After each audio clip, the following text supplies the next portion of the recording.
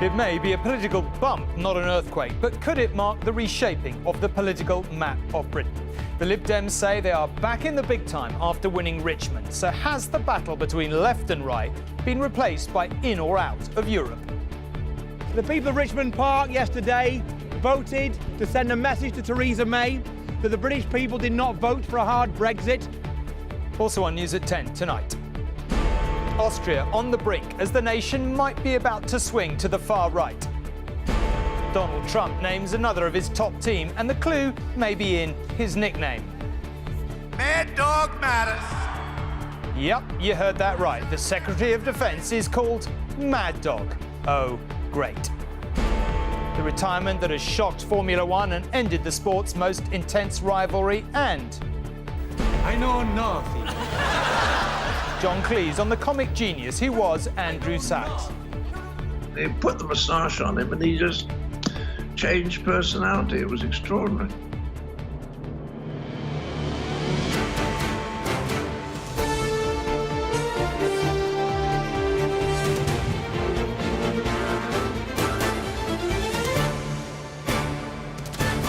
This is ITV News at 10 with Tom Bradby. Good evening. In a year which has seen a number of seismic political shifts, last night's by-election result in Richmond in London was a shock rather than an earthquake. Let's call it 3.2 on what used to be known as the Richter scale. But the Lib Dems' surprise win does perhaps indicate we are still in a state of fevered animation over our decision to leave the EU. The sitting Tory MP, Zach Goldsmith, resigned over Heathrow and no doubt thought the resulting by-election would be fought with the third runway as its salient issue. But the Lib Dems nakedly fought a campaign about Brexit, and in a constituency with a big Remain vote, it worked.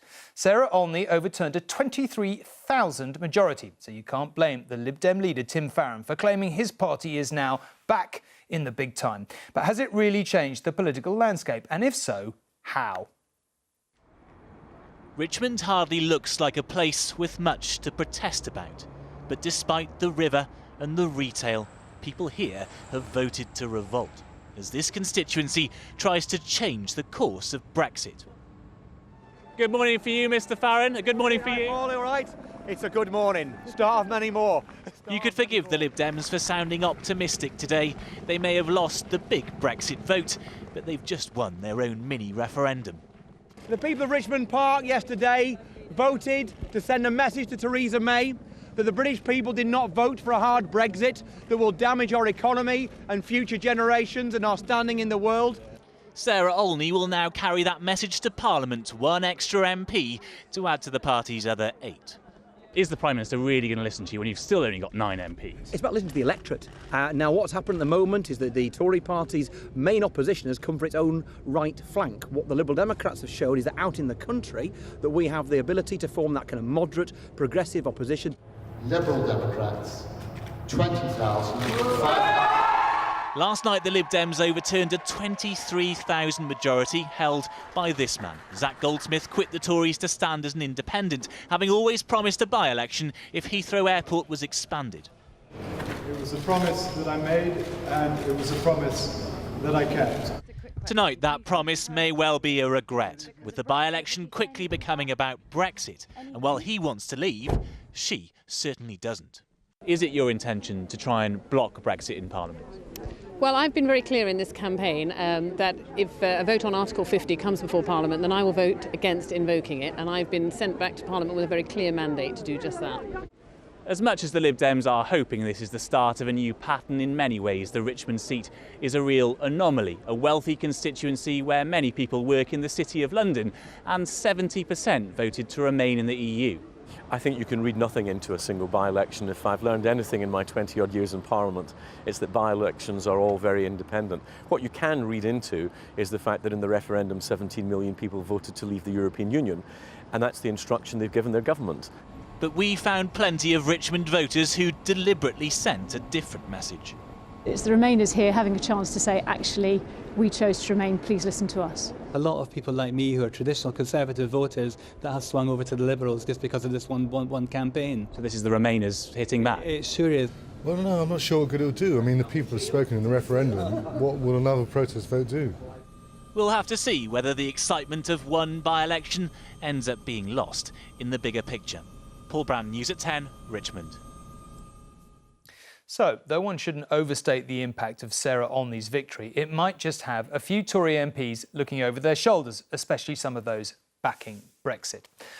June's referendum split the country. The areas in red here all voted to leave the EU. The Remain voters in blue were largely in the south in places like Richmond. And there are a number of seats the Lib Dems may have their eyes on, like, for example, St Albans, where 62% of people voted to stay in the EU. Its Tory MP, Anne Main, holds a smaller majority than Zach Goldsmith, and the Lib Dems came close to a win here in 2010. In Altrincham and Sale, again, 62% voted Remain. Their Brexiteer MP, Graham Brady, also has a smaller majority than Mr Goldsmith. And in Enfield Southgate, the majority voted to Remain, unlike their MP, David Burrows. And Paul is here to discuss this and other matters. We've got, I know we have to be careful not to read much into a single by-election. We've covered enough by-elections to know what they do and perhaps what they don't mean. Nevertheless, are some Tory MPs worried along the lines we suggest? Well, it's been a while, hasn't it, Tom, since a Tory was terrified of a Lib Dem. I don't think Zach Goldsmith is setting a new trend on that front tonight. Look, if the Lib Dems were going to win anywhere, it was going to be in Richmond. They used to hold the seat, they used to hold the council. It was one of the largest Remain votes in the whole of the UK. So I think, as you suggest, we've got to be careful about drawing any conclusions from that tonight. There will be another interesting test next week in the Sleaford and North Hykeham by-election in Lincolnshire. Now, that is a very different seat. A majority of people there voted to leave the EU, and their MP actually resigned because he felt the government was heading towards a hard Brexit. UKIP are kind of more the threat there. The Lib Dems tell me they would quite like to come third. If the Tories have another bad night there, then I think we are into new territory where all that talk a couple of weeks ago about this sort of early election starts to sound quite foolish, and Theresa May's slender majority starts to look even more trim. OK, by-elections aside, we have seen some signs, I think, of, maybe only temporary, but the old left-right occasionally being replaced, really, as the political kind of map of Britain by in or out or hard or so. What's your take on that? Yeah, I think, when the words left and right come up in politics these days, it tends to be in the context of should we have left the EU and are we doing it in the right way? And That's very good, Paul. I like it. Yeah. Thanks, Tom. Yeah. That creates some kind of interesting dynamics in different parts of the country. So, we see UKIP as the kind of big Brexit force in the north of England. Perhaps in the south, the Lib Dems becoming this resurgent pro-EU force. The one party we haven't mentioned tonight, of course, is Labour. Now, their position hasn't always been clear on the EU. They lost their deposit in Richmond, one of their worst performances in modern history. If the plates in politics are shifting, perhaps it is Labour who will fall through the cracks. OK, well, let us see, Paul. Thank you very much for now. Well, if the political map here is still in a state of uncertainty, as we've been discussing, the populist tide could be about to sweep through Europe, perhaps beginning as soon as this weekend. Italy is staging a referendum on political reform, which has effectively become a back me or sack me vote on its current leader, Matteo Renzi. And it looks as if the Italian public may be in the mood for a good sacking. While in Austria, the rerun of the country's presidential election could see the first far-right political leader installed in a major European state since the dark days of the Second World War. A gilded hall, choir singing gently under a Christmas tree beside the Advent candles. The far right these days are not all beer colours and open-air rallies. One look at this well-heeled, all-white audience suggests that what was once extreme is becoming respectable, even normal. After all that's happened in 2016, it seems almost unremarkable that this man, Norbert Hofer, may be on the verge of becoming Europe's first far-right head of state to be elected since the war. Europe's establishment is still wondering when this rising tide of populism is going to reach its high watermark. They make no secret of the fact that on Sunday they would like to see Norbert Hofer lose and the Italian government win its referendum. They may be in for a double disappointment. Not least because after the unexpected wins for Brexit and then for Donald Trump, those who were once considered protest voters suddenly start believing their man can actually win. He himself acknowledged, though, it's going to be extremely close. How do you rate your chances this time? I think it's 50-50. We'll see. Has Brexit and Trump made it harder for you or easier? I think the people in Austria, they have to decide for for whom they will vote. It's not so important who is the president of the state, or the Brexit is not so important. Das letzte Duell vor der Stichwahl. Norbert Hofer und Alexander van der Bellen. He and his opponent, debating last night, are competing for a largely ceremonial job. But by next year, many think Hofer's Freedom Party could be in full control in Austria. I think the likelihood of the Freedom Party being in government is very, very high, regardless. Whether he wins or not? Yes. That's the way things are moving in Austria? Yes. Which would be a dramatic development for a country that was once a political backwater, no more for Christmas markets and Glühwein than producing electoral earthquakes. But after Brexit and Trump, they know things are different, and they're suddenly the centre of attention. We have all the people looking at us. This is why you're probably doing this interview right now. Exactly. So you're very aware that the world is watching? Yeah, of course. The Brexit was something nobody expected, I think so. Does that mean people might change their minds this time? Maybe, yeah. By Sunday night, the election of President Hofer may have become the latest political shock to hit Europe, but perhaps not the last. And James joins me now. James, you kind of make the suggestion there, but to ask you the million-dollar question, is Mr. Hofer going to win, do you think? They don't publish polls here in the last few days, not because they're not allowed to, but because they say, with some justification, they're all rubbish anyway, and who's to argue after 2016? It will be very, very close. When they held this election in May, it was within a few tens of thousands of votes before the courts decided there had been voting irregularities and said they must do it again. It'll often depend on turnout, but also the Brexit and the Trump votes have, as it were, given people permission, made it acceptable to vote against your established leaders, to vote for people who would once have been considered unacceptable. The left here worry about that, Europe's establishment worries about that, and these votes this weekend really will be a pointer as to how it might go in 2017, which is a year of big and important elections. James, these are extraordinary times we live in, that's for sure. Italy on Sunday, how do you think the political landscape begins to look by the beginning of next week? Well, I think Renzi is in serious danger of losing this referendum. The subject is pretty dull. It's about constitutional change to take powers away from the upper house and make it easier for a government to govern Italy. But he made the classic mistake of then threatening to resign if he didn't get his own way. So suddenly this referendum is about him and about his record and about the economy. It's not about the question on the ballot paper at all. So we will see how that one goes. If they lose, it's not going to be an urgent crisis, but it will probably lead to a general election there next year. The Five-Star Movement, the main opposition, Eurosceptic, very anti-Euro, poised to take power. OK, James, I suspect you're going to have another very busy week. But for now, thank you very much indeed. America may have to wait till the new year for the big changes it voted for, but Donald Trump's giving a clearer idea by the day of what might be in store. As he continued what he calls his thank you tour of the battleground states, the US was digesting his choice for one of his top cabinet jobs. Donald Trump's defense secretary won't be a political insider, but an abrasive, battle-hardened general. The clue is perhaps in his nickname, James Mad Dog Mattis. For the first time since his shock victory, Donald Trump was back on the campaign trail, calling it a thank you tour of Middle America. But this being Trump, more impresario than president-elect, he had a surprise at his rally. I don't want to tell you this because I want to save the suspense for next week. At stake, who would lead the Pentagon and be one of the key voices in his new administration? We are going to appoint Mad Dog Mattis as our Secretary of Defense. Mad Dog is just one of the nicknames for this former Marine general. He is also known as the Warrior Monk.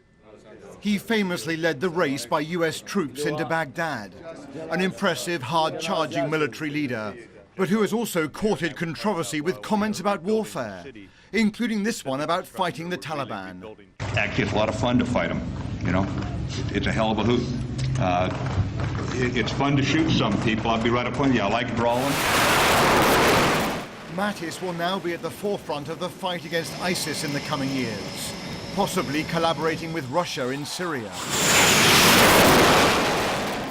Trump was last night reveling in being the campaigner once more. For a final time, his supporters demanding Hillary Clinton be locked up. The president-elect is making cabinet announcements in the most theatrical way. I refuse to tell, and don't let it outside of this room. Do you promise? Raise your hand. Americans left to wonder now how exactly he will govern. The Mattis appointment is not without controversy. Trump will have to ask Congress to pass a special law to allow the former general to take over at the Pentagon. For by long tradition, the Secretary of Defense is a civilian job, and Mattis left the military only 3 years ago. With one former general, Mike Flynn, already lined up as National Security Advisor, and another, David Petraeus, in contention to be Secretary of State, the military is certainly enjoying the arrival of the Trump administration, even if this preeminence of generals is giving others some concern. Like his new boss, General Mattis is regarded as a hardliner on Iran. He recently described the government in Tehran as the most enduring threat to peace and stability in the Middle East, raising the question, what now is the fate of that Iranian nuclear deal? Robert Moore, News at 10, Washington. Well, back here, the England captain Wayne Rooney and his counterpart from the women's team, Steph Houghton, joined an FA campaign tonight to keep children safe in football. The video was released as the scandal over sex abuse in the sport deepened. Chelsea admitted it had paid £50,000 to a former player who claims he was abused. The club said it was compensation. The player, Gary Johnson, says he was told to keep quiet. He is the latest man to speak out about the abuse he suffered as a young footballer. Gary Johnson claims he was paid by his former club Chelsea to stop him revealing details of that abuse. For them to pay the money that they paid with an order tells you that, you know, they really didn't want to admit or help myself for fear of being exposed. He made several first-team appearances, but claims between the ages of 13 and 17 he was repeatedly abused by the former youth coach Eddie Heath, who has since died. At a press conference today, Chelsea faced questions about why Gary Johnson had been paid £50,000 and his claims kept secret. As I understand it, there is a duty on all clubs, if child sexual abuse is reported to them, to take those matters to either the FA or to the Football League. This doesn't appear to have been done. I'm not going to comment on that. I'm not going to comment on the aspects of the case. I think it's only right and proper that we conduct our own investigation, aided by external solicitors. Gary Johnson claims that he only came to Chelsea after he tried and failed to alert both the Metropolitan Police and the Players' Union, the PFA. He alleges that he went to Operation Newtree, specially set up by the police in the wake of the Savile scandal. But they told him he'd be better off coming back to his old club. Gary had even given the police explicit details. The tears were coming down my face and I was put the phone away from my ear hole. I couldn't believe the questions he was asking. And to go through all that and then 2 or 3 days after that to say that they're not going to investigate it further. If you're a young boy or girl and you're upset, hurt or scared. Ahead of this weekend's fixtures, the England football captain heads an FA campaign to keep children safe. But to many, this will seem too little, too late. Juliet Bremner, News at 10. Oh, in a highly unusual open letter to the public today, the Chief Constable of Wiltshire has defended his force's investigation of child sex allegations against the former Prime Minister, Sir Edward Heath. The inquiry into Mr Heath has come in for recent criticism, but Mike Veal said it's not a fishing trip or a witch hunt. He described it as complex and challenging. The investigation into the allegations began in August last year. Now, if you haven't heard about this already, chances are it'll make you angry, and if you have, you probably still are angry. Your rail fares are about to go up, and for some, by quite a lot. Prices in Britain are set to rise by an average of 2.3% in the new year, well above inflation, of course. Some will go up by even more than that. That's more than double the average rise customers faced 12 months ago. It is also more than the increase in so-called regulated fares, such as season tickets, capped by the government at 1.9%. It means over the last 6 years, fares have gone up by an average of 25%. Yes, you did hear that right. So if you're one of those who regularly fumes with fury waiting for your delayed train, again, you might well be wondering what exactly the rail companies are spending all your money on. Complain about rising prices, and this is where the industry will point you. Birmingham New Street is a flagship redevelopment, but even here, amid such investment, passengers are angry. Underinvestment, not enough sort of profits actually being ploughed back into the services. Do you think the train journeys that you have are worth paying extra money for in the new year? Not really, there's never enough carriages, it's always really fully packed and no one can sit down, you have to stand up. Some passengers will face even bigger increases than the average rise. London to Newcastle anytime return goes up 5% to £292. A similar ticket between Birmingham and Edinburgh up 3.9% to £224.70. Rail companies say 97p in every pound goes toward running and improving services, and that they're investing more than £11 billion in 5,500 new carriages by the end of 2020. I think where people's lives have been severely disrupted, getting to work late, getting into trouble at work, on the way home, being late to see their children or late for appointments and such, they've got a perfect right to be angry about fares going up. Scenes like this show just how bad things have got for many passengers, but the industry says extra funding from rising fares will help. So why aren't we seeing improvements despite paying more and more? I don't think it's fair to say that it's poor across the whole of the network. It's a bit like trying to renovate an old property and living in it at the same time. But surely if you were living in an old house that was being revamped, you'd get a rent reduction. Why aren't passengers seeing a decrease in fares? Parts of the network still represent very good value for money for passengers. Birmingham New Street Station perfectly illustrates the problem. Here, there's been a £750 million upgrade. But remember, improvement works themselves bring disruption during the construction phase, so passengers can face imminent price rises without seeing immediate benefits. Train bosses say the route to a better railway is long and expensive. That's the kind of trip many of their passengers will recognise only too well. Chris Choi, News at 10 at Birmingham New Street.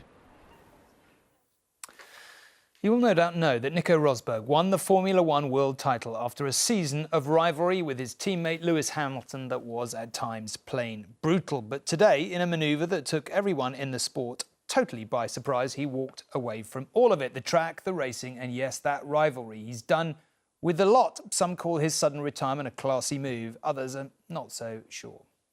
It's a very special day today, of course, as you know, to receive the trophy this evening.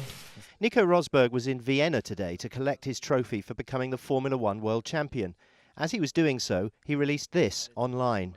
This year, it's been extremely tough as well. I really gave it everything I had. I didn't leave a stone unturned, and I'm not willing to do that again for next year. So I've decided to call it a day. No one saw that coming, because it was only last Sunday that Nico Rosberg was celebrating with donuts after he achieved his lifetime's ambition, 34 years after his father had done it by winning the world title.